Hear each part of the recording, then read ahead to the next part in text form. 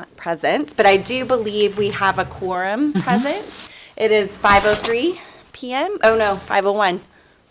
Not sure which one is right. This one, thank you. Yeah. That's the time. Yes, Yeah. yes. There you go. 5:01 p.m. And so I'll call this meeting to order. Okay. I will start by introducing myself and my role, and then we'll just go start with you, Jessica, after that. I'm Lindsay Timberlake, and I am a parent and a member of the advisory committee. I'm serving as chair for this evening with TJ being absent. I have 3 children at Lubbock ISD, 2 in elementary and 1 in middle. And my name is Jessica Tuller-Karoom, and I am also a parent, and I have 2 children, 1 at Hutch and 1 at Lubbock High. I'm Rachel Riddle. I'm a parent of 2 Coronado girls. I'm Christina Skeen. I'm also a parent. I have 1 at Hutch and 1 at Coronado. Okay, Alicia Sauer. I'm also a parent. I have 1 at Hutch and 1 at Lubbock High. I'm Mina Cortez, child support till I have kids. No, I'm just kidding. I do have 2 girls that go here to Lubbock High. All right. Do I just read this? Yeah, you read that, and then you have the list that you were given. Yes, ma'am. Okay, perfect. So the next order of business is citizen comments. Before we begin, I would like to review the provisions in board policy governing the procedures for public participation as reflected in the, what is that? BED local. Yes. BED local. Just as it reads. Yes. The audience shall not enter into discussion or debate on the matters being considered by the board. I will remind members of the board that the citizen comments section of our board meeting is the purpose of listening to patrons, but we are not allowed to comment or debate on issues that are not posted. No presentation shall exceed 3 minutes, and a timer will go off at the completion of 3 minutes.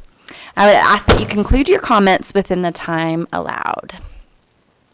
Do we have any citizens that have signed in to speak? I think we do, because I have the list here. So we will call our first person, Amanda Cargile.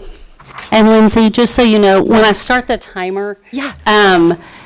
We're having a little technical issue. Okay. So it's going to give you a 10-second countdown, like ready, set, go. And it's going to give you 3 beeps, and then you'll have your 3 minutes. So just know. So don't start. So don't start right away, because you'll get 3 beeps right in the middle of 3. So Be like a race. yes. Right. Thank you for letting us know. Sorry about that.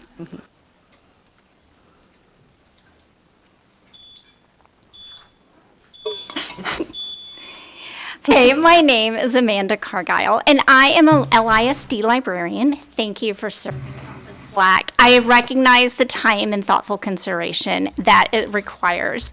Librarians work diligently to serve every student every day, from the most conservative to the most liberal families, from the most religious to the atheistic family. We are unbiased entities. I want to begin by reassuring everyone that librarians take the selection of materials seriously. We choose books that are professionally reviewed, age-appropriate, and relevant to our students. After this careful vetting, reading every book, as we've been asked to do these last few years, is really not necessary and requires significant time outside of campus hours.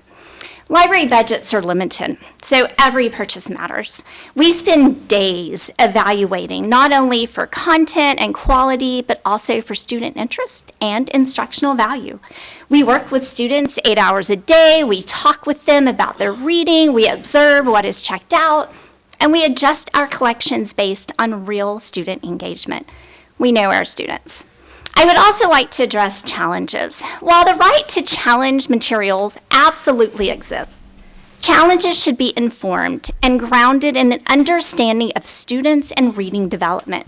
Decisions based solely on internet lists or summaries without direct engagement with the books or the readers limit educational growth. Librarians across our district are reading an extraordinary number of books each year in response to these concerns. While I understand the desire to streamline this process, having a single person read and report on a book introduces unintentional bias. Librarians are trained to evaluate books through the lens of varied student needs, recognizing value even in materials that we may not personally care for. I would recommend consulting with a librarian when making these decisions. Finally, librarians do not have required reading. Students always have choices. Families can guide or purchase their children's books because no student is required to check out a book. However, removing books from a library affects all the students, especially those who rely on the library as their primary access for books. Libraries, we are equalizers. We provide access, choice, and opportunity. Preserving that role ensures all students can learn, explore, and grow through reading. Thank you. Thank you. Ann Ivy.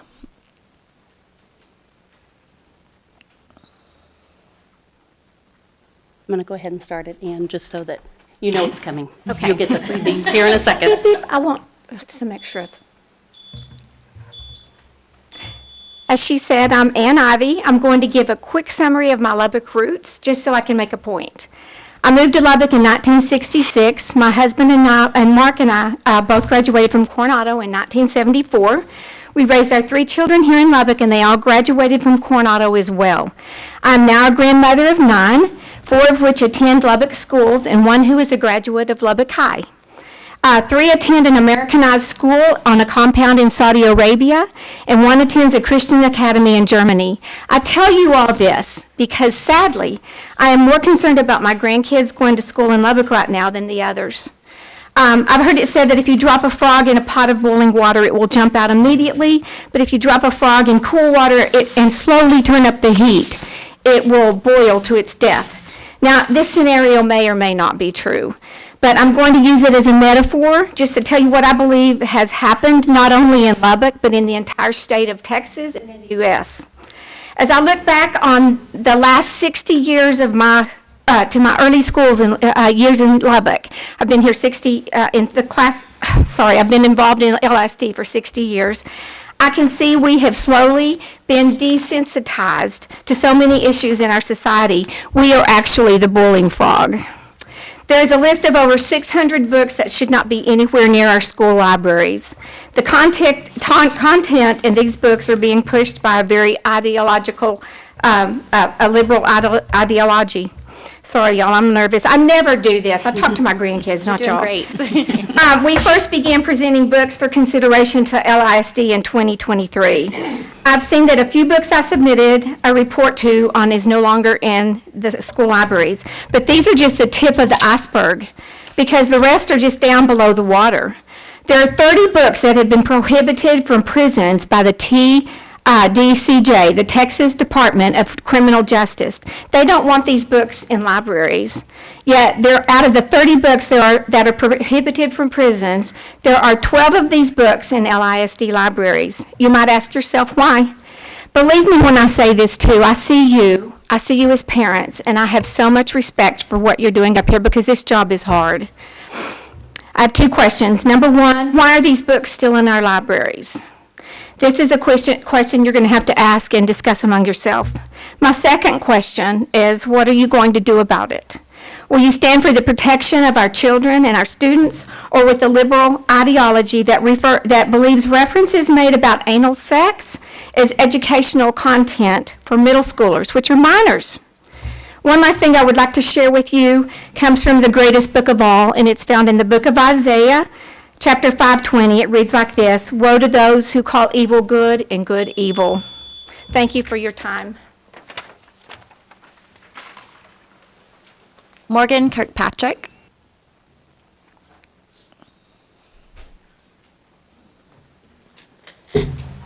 Hello. No, you're Just a good. second.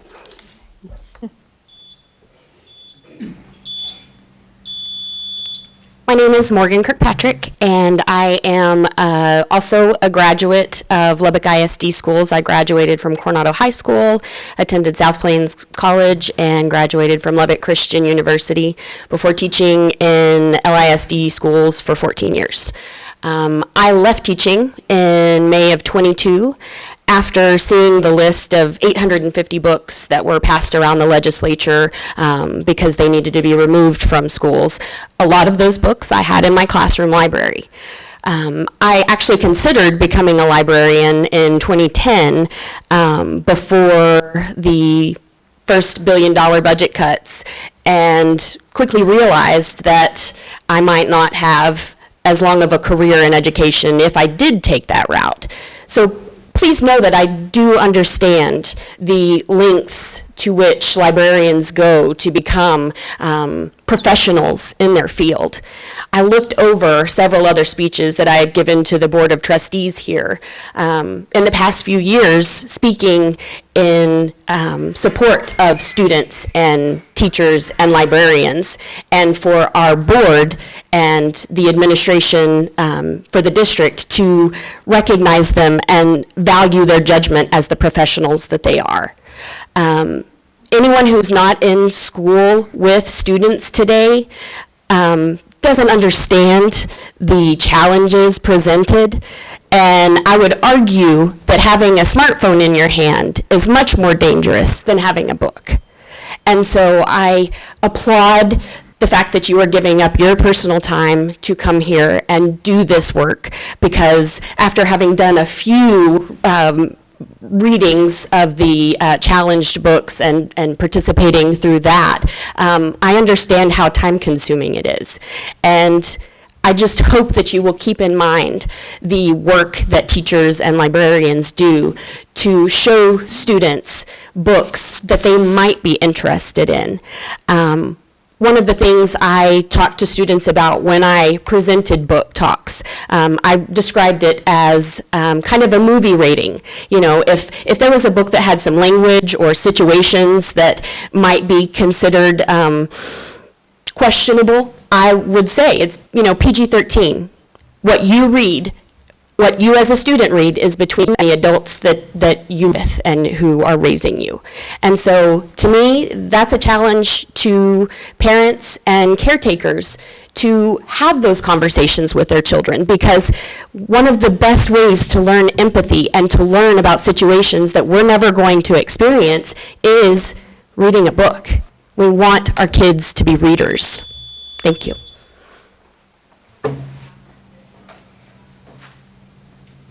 Leanna Moreno.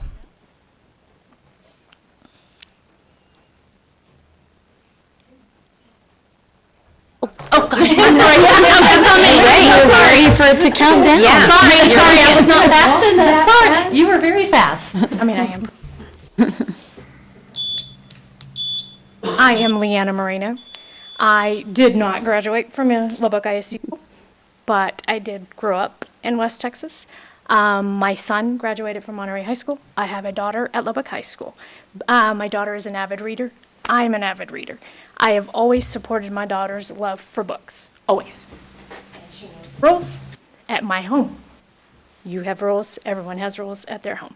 You read what you want to read. I've always read all of the books that she was supposed to read. Great Gatsby right now is what they're reading at Lubbock High. I've read the books, because that's my job as her parent. I support my daughter. I want her to continue to love to read. Sorry, I'm not nervous. I just trying to make sure I stay on topic. Because I am a reader and I want my daughter to be a reader, but I want her to be a lifelong learner.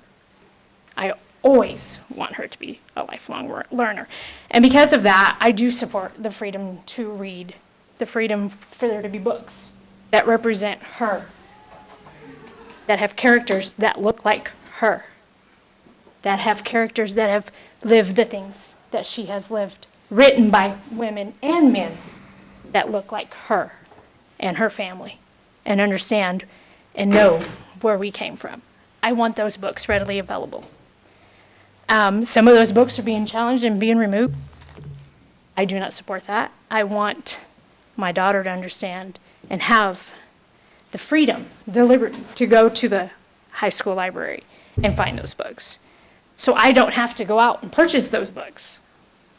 That is just how I feel, and I want all students, quite honestly, but I'm speaking for my kid, obviously. But I want all kids of every color, nationality, background, to be able to go and find the books.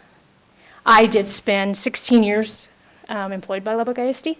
I was a paraprofessional, and I spent a lot of my time in the library with my students who weren't supported and who didn't really know what it meant to go and check out a book. Our school librarian, who's still there, also helped me support my students so they could be learners and enjoy to read. The other teachers, every teacher that was on that campus, almost every teacher, I can't say almost, because that's like, anywho, almost every teacher on campus supported reading. Our principal was a reader. Our assistant principal was a reader. And we want our kids, our students, to love to learn, to be lifelong learners, and to love to read. Thank you.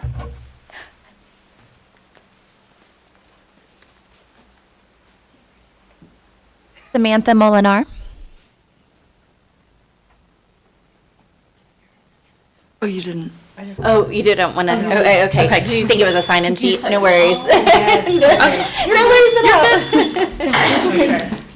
worries. We're glad you're here. All right. So I think the next thing is the approval of the minutes. Yep, so do we have a copy of the minutes in our packets? You do. Okay, perfect. So can I get a motion to approve the regular meeting minutes from the meeting held on November 18th? Yes. Can you give your name for the? Alicia Sauer. And do we need a second? Yes, and can I get a? Christina Skeen, seconds. Okay, all in favor? Aye. Any opposed? All right, so the minutes are approved as printed. All right, so next we're going to move into the SLAC challenge procedures. We have, I think, documents in our folders, yes. And these are the procedures that we, I think everyone here, in fact, or just about everyone was present for the subcommittee meeting when we discussed this. So if we want to walk through the work that the subcommittee did on the procedures themselves, if you want to take a minute to review that document. If there's anything anyone would like to discuss, please hop on in.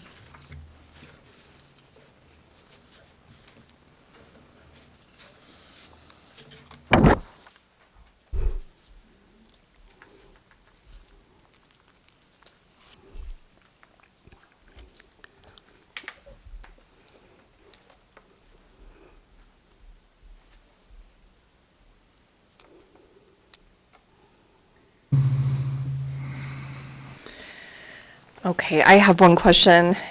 In phase one, we talk about giving the librarians a chance to weed out the book if it hasn't been checked out or has minimal circulation in the last 5 years. But above that, we're saying it'll be provided to the SLAC committee within 5 days. Is the idea that if it's weeded out, it would not go to the SLAC committee?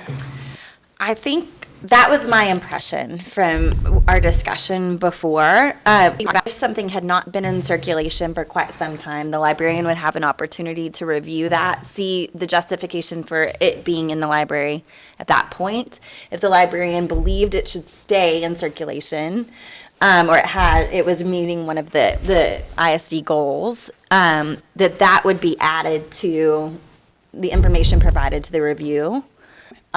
So that we could understand why, even though it had not been in circulation. Now, if the librarian did not think it needed to stay, I think we almost kind of called it like an expedited removal.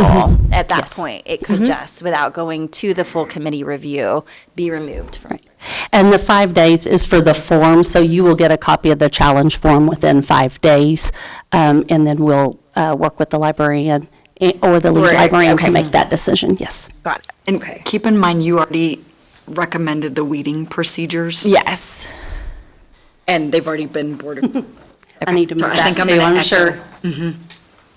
So I think they kind of, even though they're listed numerically in they're kind of happening. Might be fluid. Yeah, it's a little more It's hard fluid. to do that Yeah, in an order, but Yeah. it can be fluid. yeah. Okay, thank you.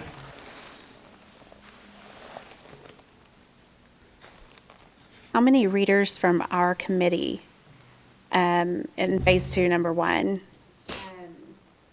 will need to read the book in question?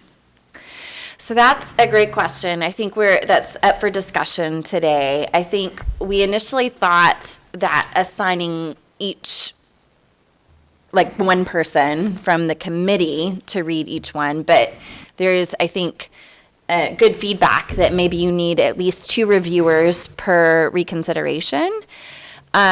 So looking at who else could be a reader, right? We're a somewhat small committee, so being able to leverage our numbers to the best of our ability, we're thinking one person from the sort of sitting committee, and then maybe one other, whoever that might look like. What are y'all's thoughts on that? I think we had a librarian recommend that we have a librarian from LISD be a second reviewer.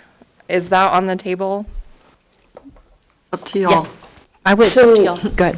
I just had clarification questions about that because I know we had discussed bringing more people on, but everybody has to be approved by the board. Yes. So if the librarians bringing them on should be an easy lift for the board to approve because But I they're can't, volunteering. I can't speak for the board, of course. Right. But if you put that in your recommendation of the challenge procedure, sorry, I feel like there's like 3 of me.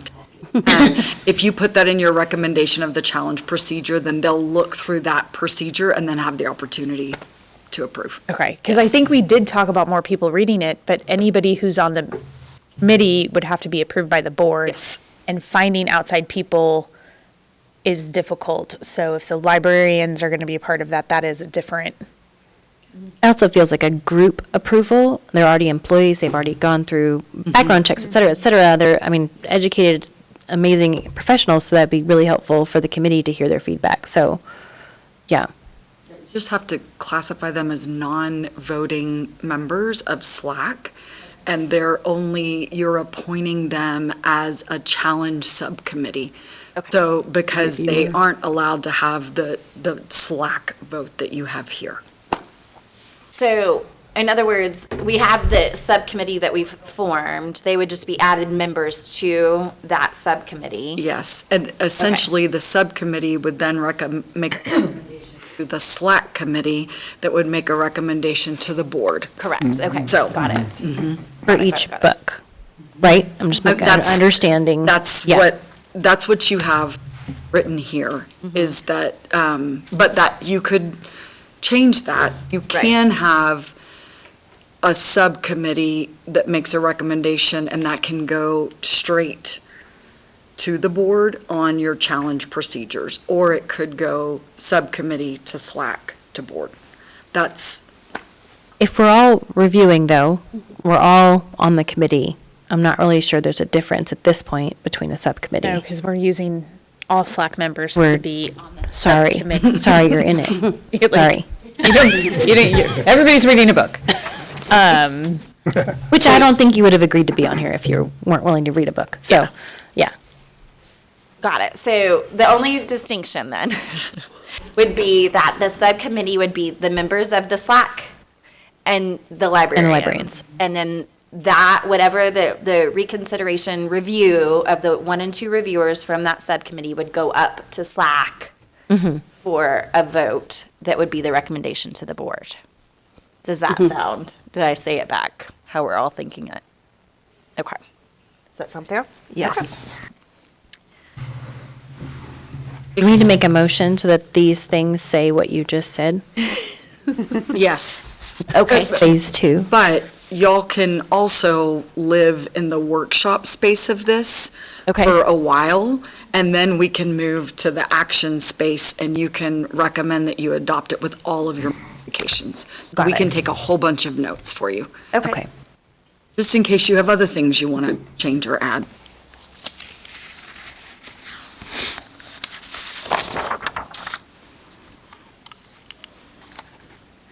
From the perspective of how things are going to be assigned for reviewers. And that I have not read. I don't know, is that in here? The assignment to I think reviewers? it don't know that just we says know. assigned. It just says assigned, yes. And maybe we don't have to formalize that, but just thinking through capacity, I would think that one community parent member of the subcommittee, one librarian per book. Does that sound fair to everyone? Yes. Yes. Okay. And I know that we initially talked about, we all would first see if anybody on the committee had already read said book, so that we're being efficient with our time. Sure. I think that's always a good way to start, if somebody has some familiarity. Yep.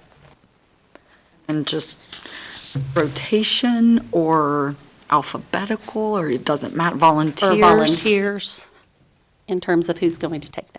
Think about your own capacity. Right. I thought what I remember us talking about was that we would start with a volunteer option, and then if people didn't volunteer, then we would start assigning. Yes. If we didn't get it filled. Volunteer to volunteer, love it. Because they're like, and that accounts for, the idea was that was accounting hopefully for capacity.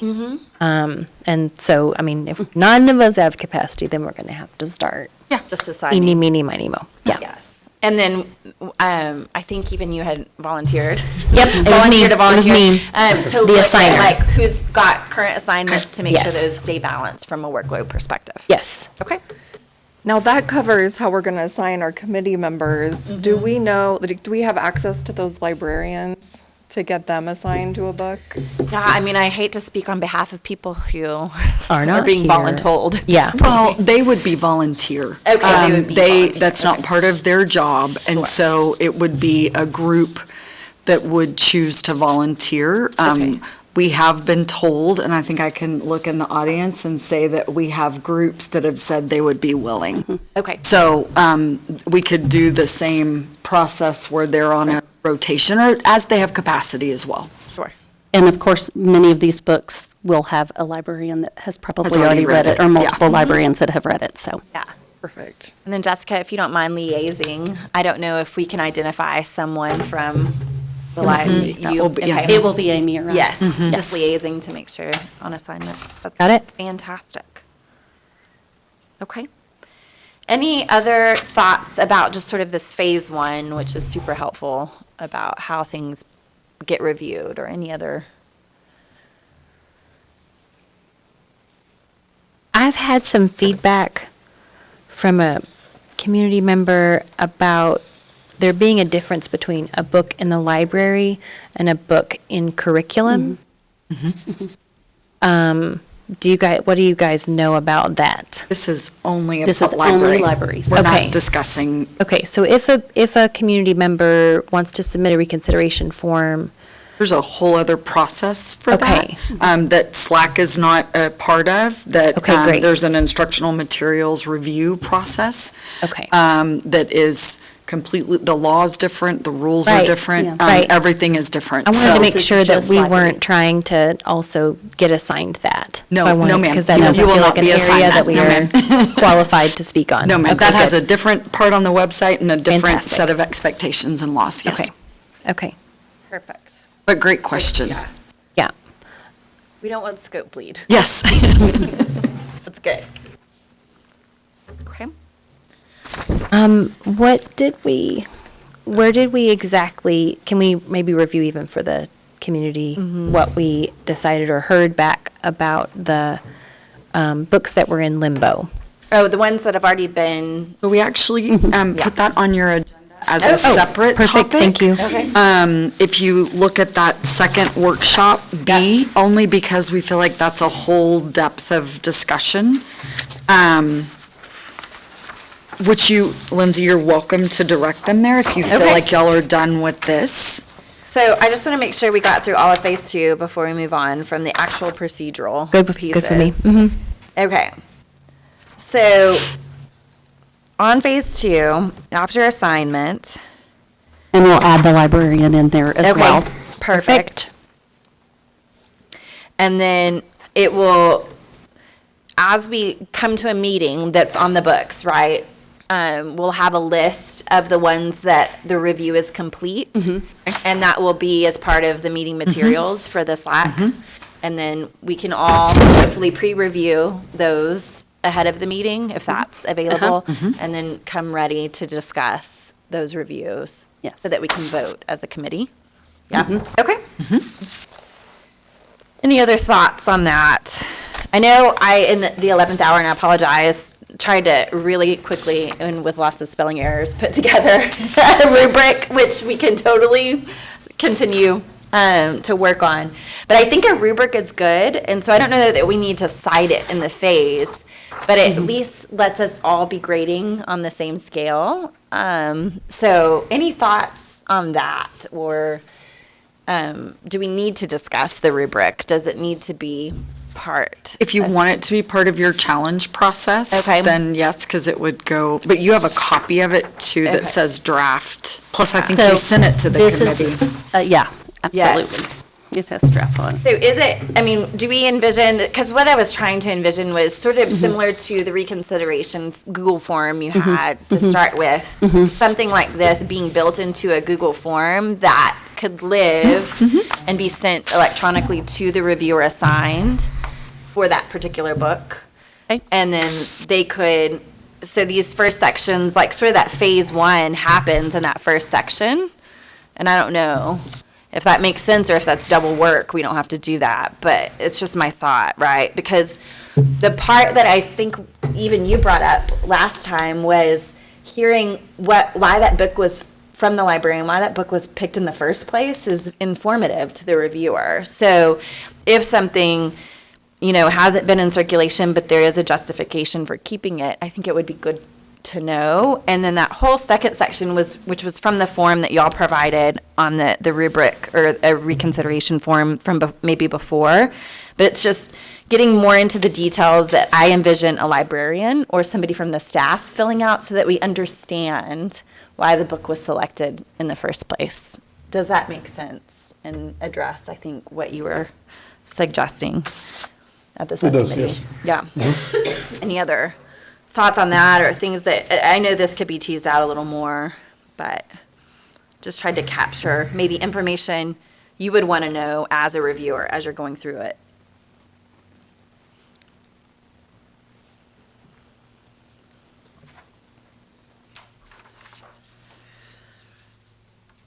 The one thing that I did put in here, and I don't know if we need it, it was on the reconsideration form. It was questions for the person making the request to answer.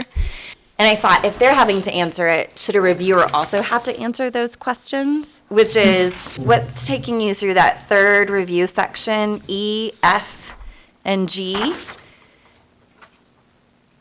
Does that make sense? That you, as a reader, that they're having to answer that question in the reconsideration form? Don't we also want the reviewer who's making a decision That's to fair. have to be thinking Yeah. from that context? That does sound fair. Okay. What are your thoughts? Do y'all? I think that's a great idea. Okay. I do. Okay. So I will add to the process in Phase 2 as the books are given to the committee to review and the librarian, that it will be, that the rubric will be completed by the reviewer as well. Yes. So I'll add that in as well. Perfect. That's great. And then maybe that rubric, we don't have to attach it. It kind of we can, as we're going, see that, what I'm finding very often is that this is a question I need answered as part of my review, and we can add to that form. Absolutely. Okay. And I can work on this in terms of just drafting it out and then Okay. putting it in a Google form, and I can send it to y'all, make sure it looks okay as well. Perfect. Awesome. So my thought is, like, if you get to, like, expedited removal or whatever you want to call it, semantics, but, if you get to that first section, this form never has to go to a reviewer because Right. that just Right. gets reported out. We see the Absolutely. reconsideration request, but it doesn't need to be addressed by a reviewer. Okay. Right. Perfect. Okay. And while we're looking at that process, I've also included the draft of the reconsideration form. This is in a Google form, but I put it in a document to make it a little bit easier to see. And this is what we had discussed, I believe in the working group. You can see the first page is just what will be at the top around expectations and the law around challenged materials. Then beginning on the second page, you have the pieces, and all of these pieces, remember, are on the form from TEA that are required to be there. Right. I did get some feedback back, and that is in bold on some of the questions that Christina had actually sent to everyone. And so I've added that in bold and just need your feedback on that if you want that to stay in place. Does that make sense? It does. And Christina, thank you for your comments. I think they were really good. And I saw that you had added it to the draft form as well. On the one question, I think that probably we still need to tease out is what you raised about Northwest, breaking up that question.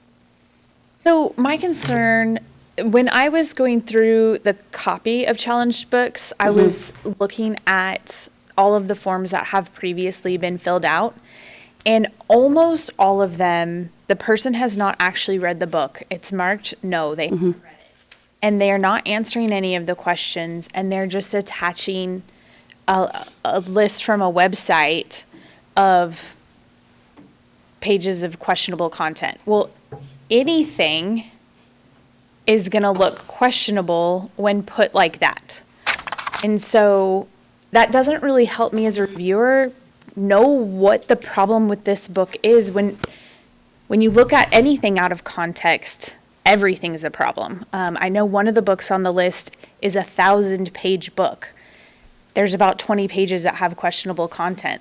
So that's clearly not what that book is about, but it makes it look like that's what that book is about.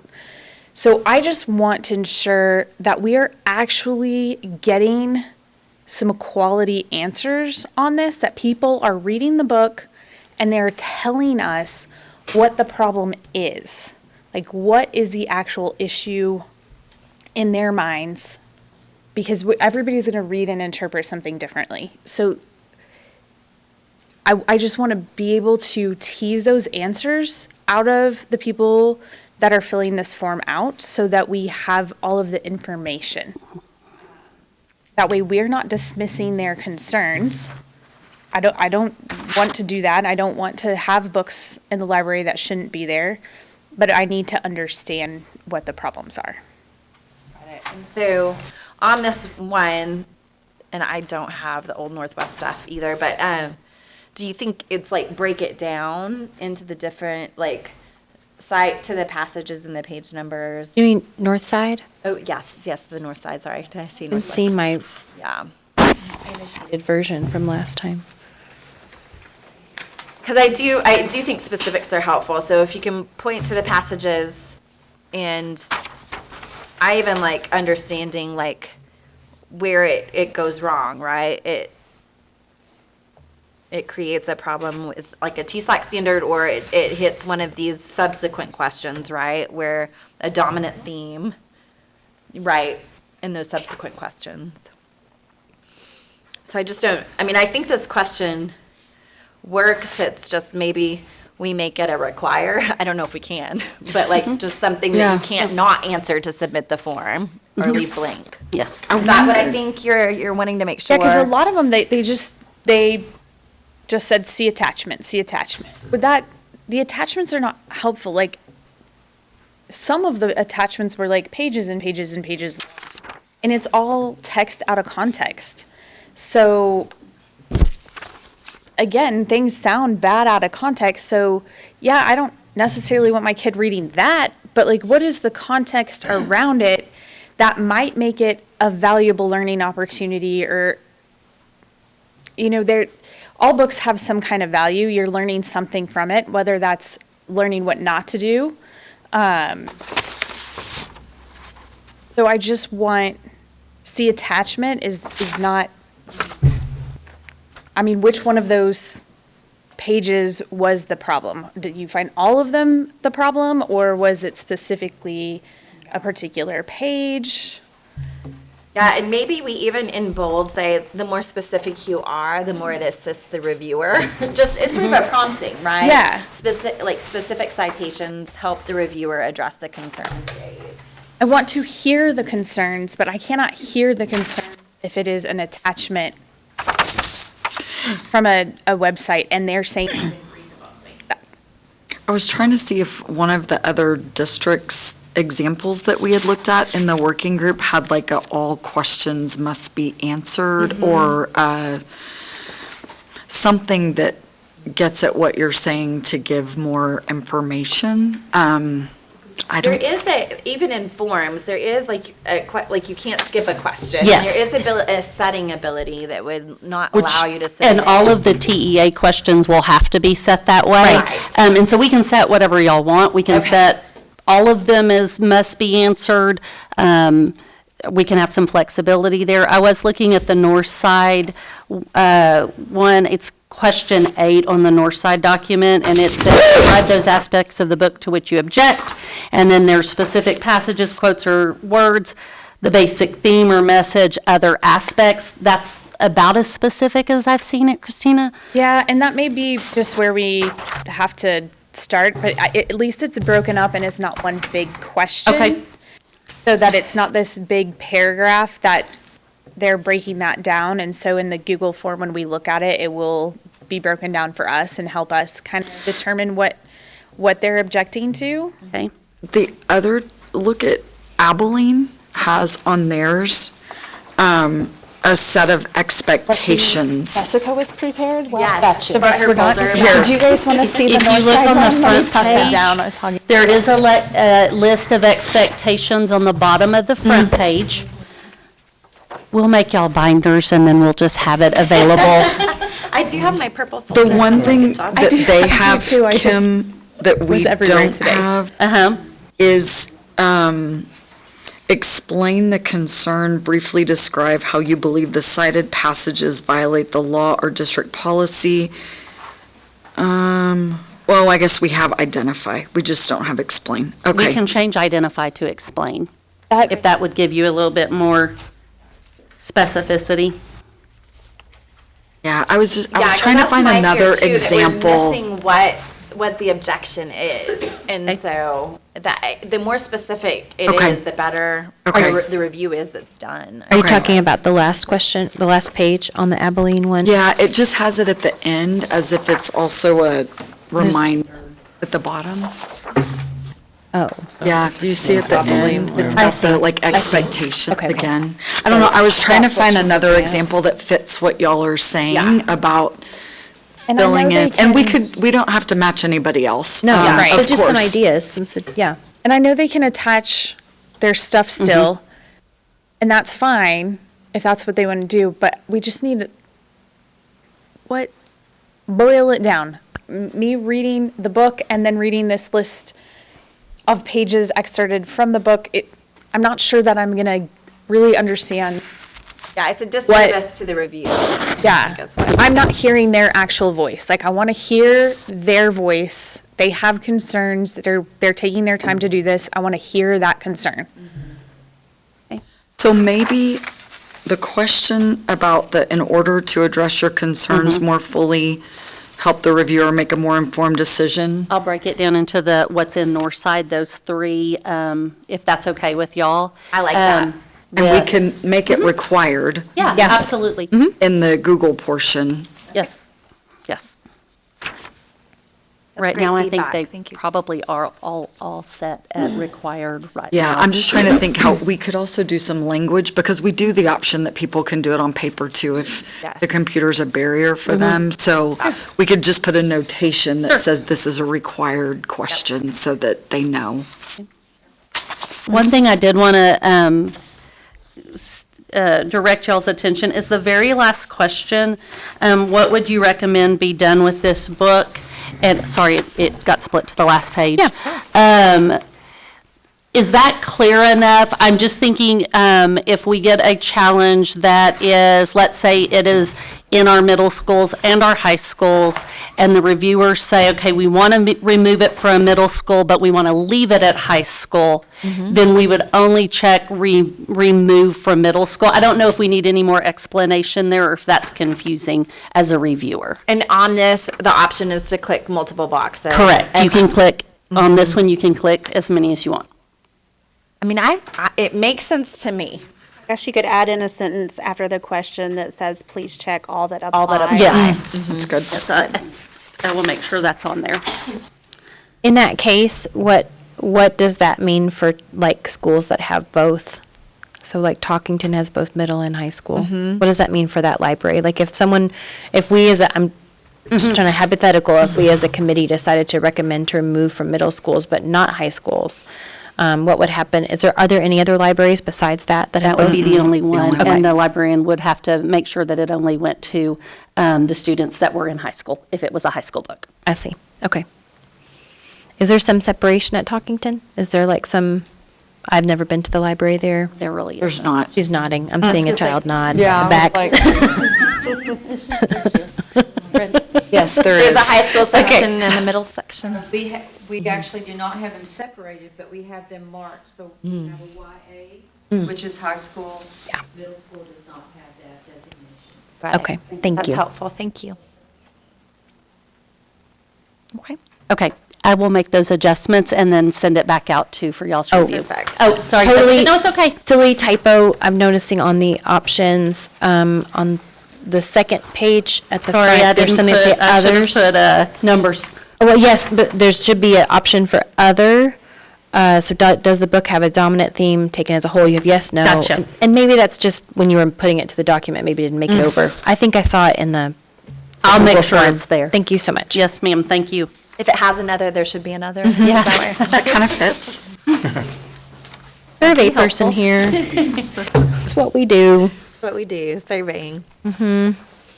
So at this point, how are we feeling about just the procedures as phase 1 and phase 2?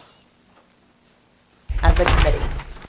Are we ready to approve them? Any other thoughts? Are we following the same outline that's on the Chromebooks right now? The readers, are they going to provide a review? Anything questionable, that kind of thing for the committee to vote on? I think that's what Lindsay is saying this would be. Okay, okay. What we're seeing is what they have done. This is Already. old. And this will be the next, This is the on the past. agenda. The Yeah. limbo. The 52. Yes, ma'am. Okay. That's sorry, the I was old- not part of that subcommittee. so- No, you're great. I'm over You're it. great. Questions. Out of No, the- no, that's good. And so I think the advantage to building the rubric into a Google form is that it populates something like this for you. Yes. If you wanted to like see what all has been done. Yes. So, yeah. I appreciate that. I am good with phase 1 and I mean, phase 2 with the changes we discussed with bringing librarians And completing the as review. part of our subcommittee. Would you like to make a motion to approve with the changes? I make a motion to approve with changes. I'll second that motion. All in favor? Aye. Any opposed? Okay. The challenge procedures are approved with the changes we've discussed. All right, so update on the current list of challenge books. So this is the question of the ones that are pending now and what that will look like for us to move through that. Yes.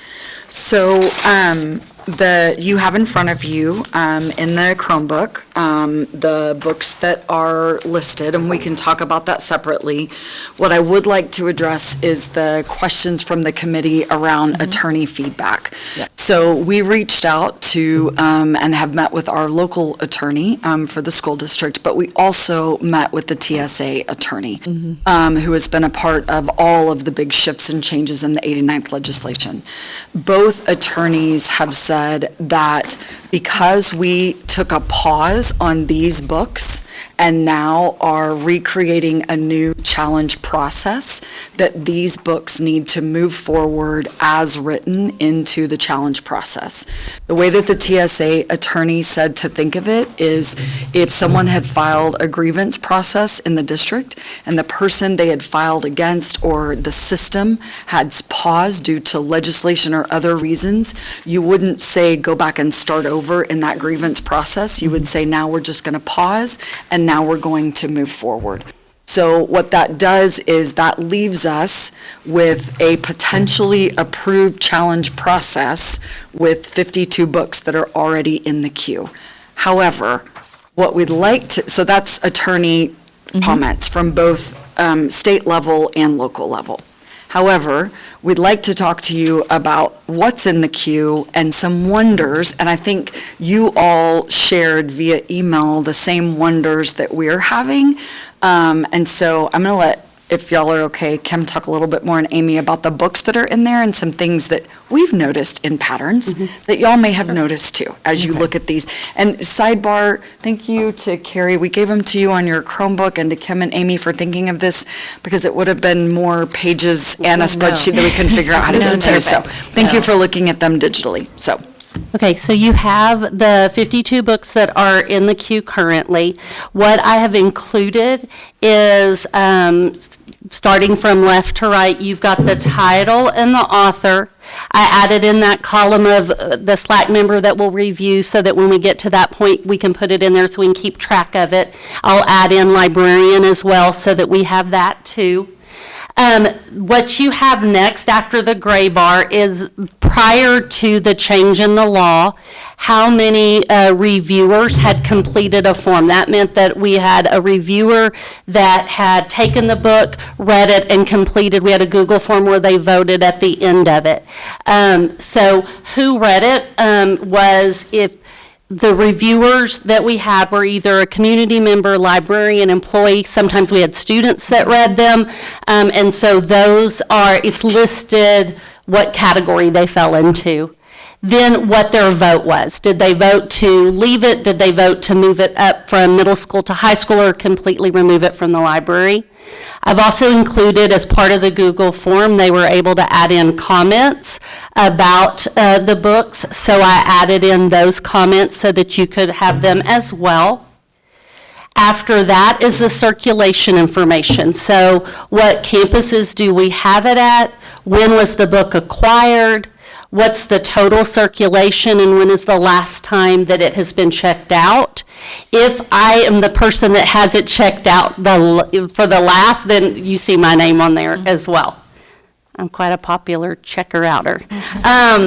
Then after the next gray bar, you have some information that is pulled from our platform where we have our books called Destiny.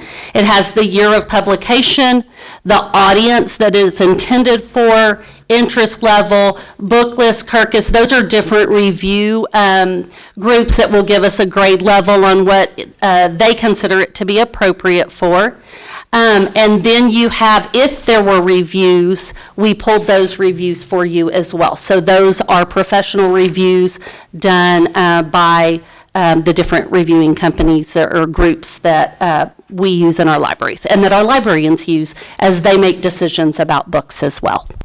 So I captured the review, I think, in the draft rubric, but I would suggest that all of these categories are informative to the review and maybe should be. So we can add those to the Yeah, draft. the audience, what they're, these different, what they're suggesting, the age appropriateness is absolutely. helpful. Okay.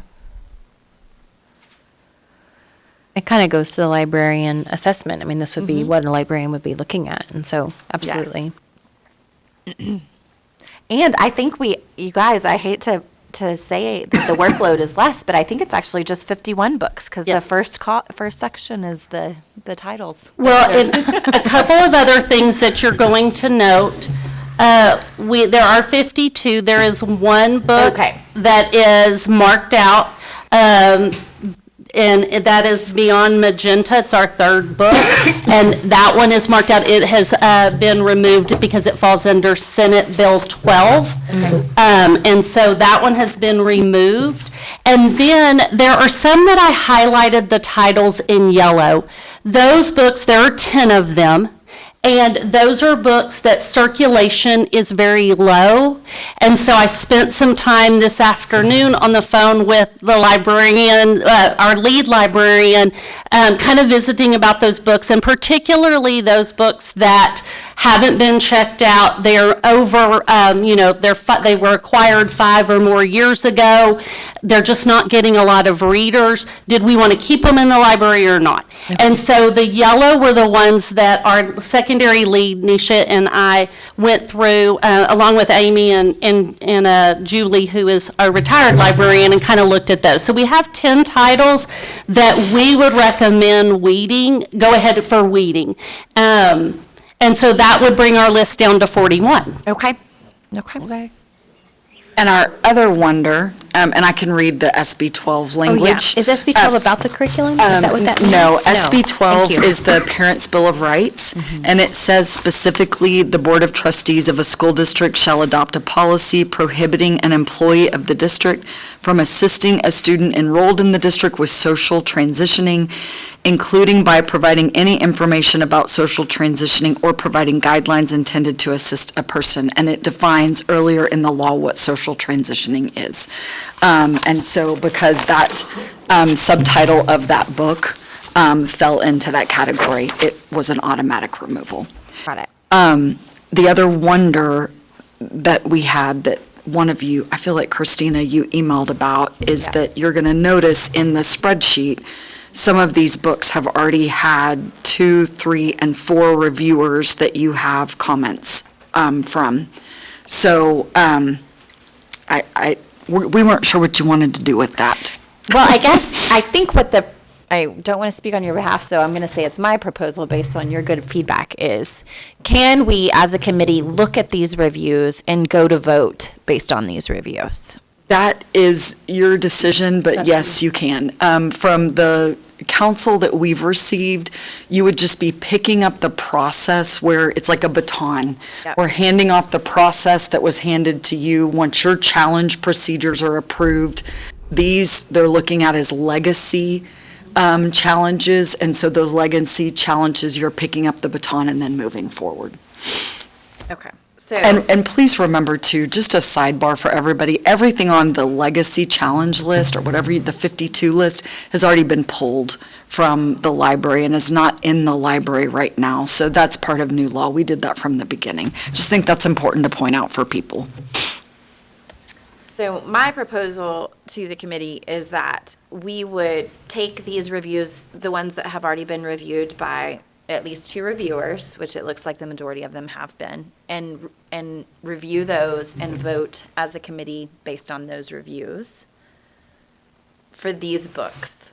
Now, I do think we should give some time for the yellow ones to see if they're going to be removed from circulation before we Yes. include that. So, any thoughts on that? Are you comfortable if it's meeting the current criteria of what we've set up as the, the format of at least 2 reviewers?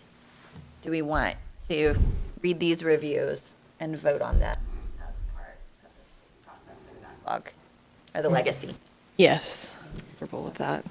So my only concern, I'm just going to say it out loud, put it out there, and that is that the current law has a grace period for once a book has been reviewed and assessed and approved by the board to remove or keep, whichever, that there's a 2-year period in which it can't be resubmitted.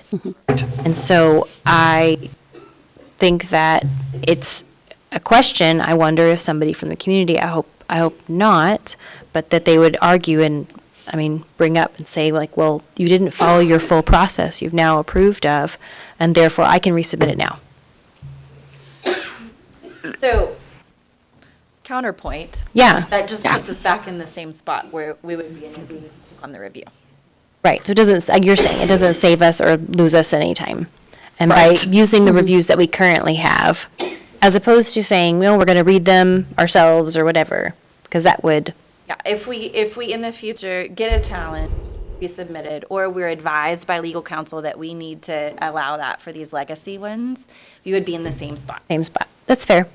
That's fair. Yeah, and I think the advice from council was trying to ensure that we aren't asking them to resubmit because they already did it under good Right. faith, under the process that we were in before, and so shouldn't have to resubmit. But trying to make sure that, because we were right in the middle of the process when the law changed, it's trying to honor, if it works for y'all. If it doesn't, we also can say all 52. The one thing we have to keep in mind is once the challenge procedures are approved by the board that you're recommending tonight, you have 90 days, because these all go into the timeline then. So you have 90 days to complete these.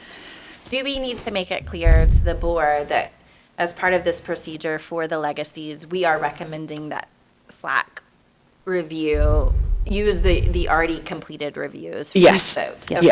yes.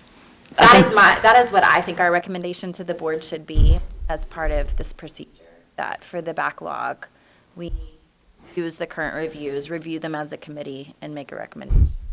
And you'll see the majority of them have two. There are a few that we did not get to, but the majority of them will have two. And for the ones that don't have them, then Then we go can through the whole into process. Yep. Yeah. Absolutely. And procedurally, your review would take place after the board approves your challenge procedures, and then you would begin that day forward, which to help with timing, that would, your 90 days would give you till about May 27th. If it goes to the board on February 26th. which- Yes, if approved by the Yeah, board. if approved by the board. It looks like some of these might be a case-by-case basis. I'm looking at cemetery boys. A librarian and a community member read the book.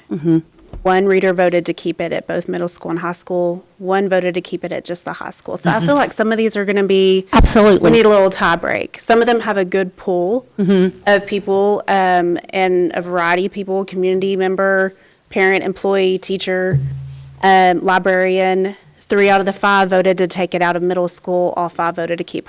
I can get some information on that. That's a good pool of people and some good feedback. But some of them are going to be, So this. We just have to- So just for clarification from the way I see it, I think this is going to happen often, even with our new process. We're going to have 2 reviewers, and we may have 2 different recommendations.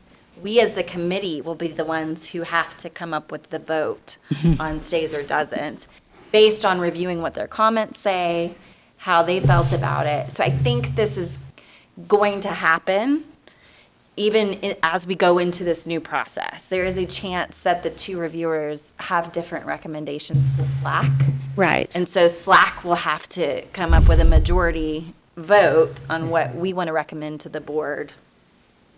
Do we agree or disagree with that? Do we? I do so agree, There's yes. not going to be a tiebreaker. It will be the committee that ultimately. Right, but I think we do need to allow some time for us to review some of those ourselves, to read the book Yes, ourselves. I do think so too. I think we're going to have, before every time we meet to vote on a book, we're going to have time to look at what the reviewers have said about the book so that we can come prepared to discuss and vote. Right.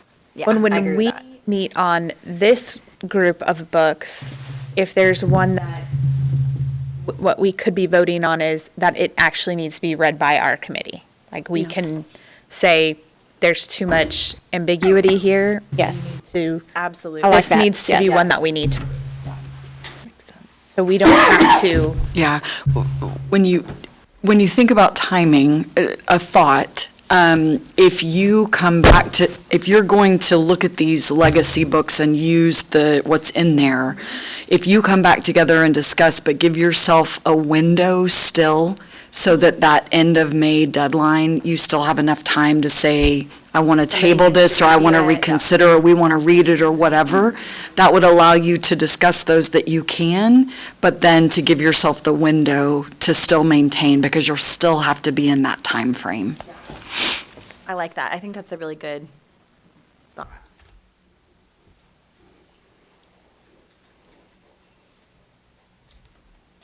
So even going forward, right, in our new process, if we get 2 reviews back and we can't make a decision, we might ultimately have to say, we need more time to look at this or talk to more people before SLAC Yes. vote on our recommendation. I think that's going to happen. Third Yes. reader. Yeah. Or we need more information as a committee before we can say what we're going to recommend. Definitely. So from this process, I know we can see this now. If we're making the recommendation that we can utilize what has been done as we review these legacy books, and then the board approves that, we can come to the next meeting prepared to discuss based on those reviews. Okay. And we can share this digitally with you. Okay. So that you have access to it. Again, we could offer to print, but Yeah. it's going to be like a bucket of paper. Please don't. Okay. Yeah. And I actually like the electronic format, and I see that the reviews going forward, as they enter into Google Forms, will populate like this for our committee, which is very nice. That will be nice. And won't require anyone to transcribe what somebody has written down.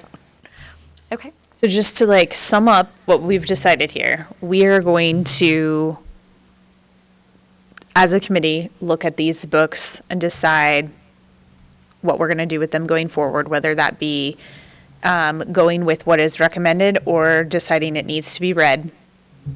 And then we make that decision as a SLAC committee and then move forward from there. Yes, I think that's right. I think I may be wrong about this, but I think the SLAC committee can vote even on a mixed one. Like if we all, based on our review, believe that Yes. something should That be is your removed decision. or stay, we can vote on that. And that will be anything going forward or not. But if we as a committee decide something needs further review, we can vote it needs further review before we decide. Yes.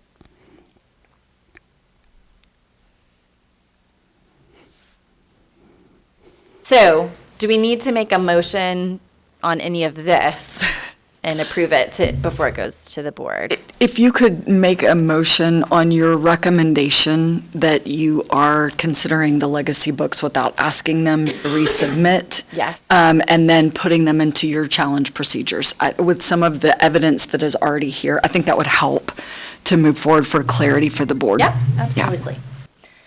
So I'm going to state it and then ask for a motion. So we have discussed proposing to the board that for legacy books, we do not require the requester to resubmit under the new procedures. We will use the original request to go and resume the process.